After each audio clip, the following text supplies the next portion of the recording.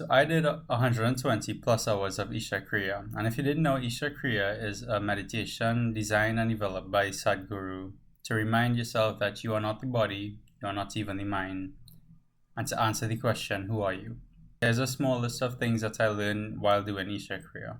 First was spatial awareness, awareness within my mind and body. There are multiple layers or bodies of experience within oneself. For example, the body would feel physical pain or tension. The mind always has something to say, whether that may be productive or unproductive. Emotions are all tied to memory.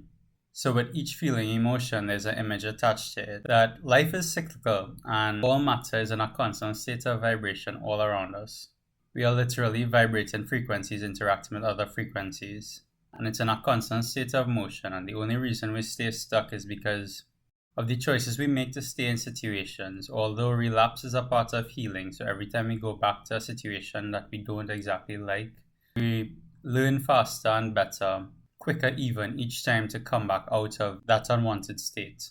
Also, if I'm not the body and I'm not the mind, and I'm connected to consciousness or God or source or whatever you want to call it, although it may be hard to sit in that space of nothingness, detached completely from ego and everything around you, because we all have this little voice in our head that like to say or input something every 15 seconds. What I notice happening is you'll sit in that space of absolute nothingness, just focusing on the breath, but your mind slips in and it says something, and you go off on a tangent and you forget that you're meditating for a second.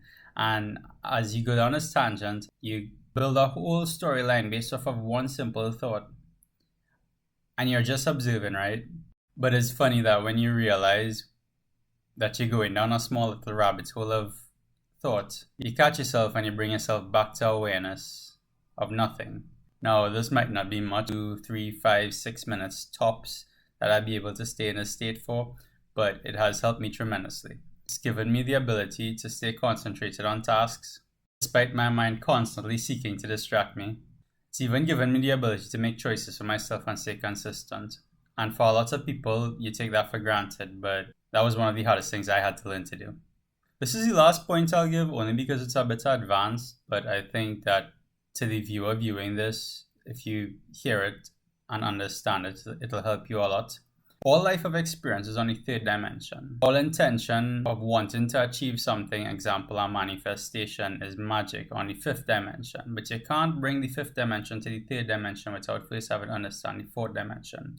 And the fourth dimension is time and space. And aligning to the vibrational frequency of what you want is only step one. That's setting the intention. Fear limits action, but action also ironically limits fear.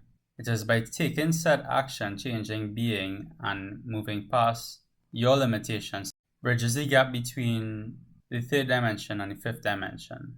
As shifting energy, your cells constantly change with every breath you take. Given the right mindset, there's no reason you can't change your entire state of being in one day. If you've resonated with what I've said here and you'd like to learn more, click my link in bio. There's my link tree. You'll get access to all my services and social media sites there. I'm considering working with a few people one-on-one, but the spaces for those are very limited, as I only have enough time and attention to give to a limited amount of people. Alright, love you. Have a good day.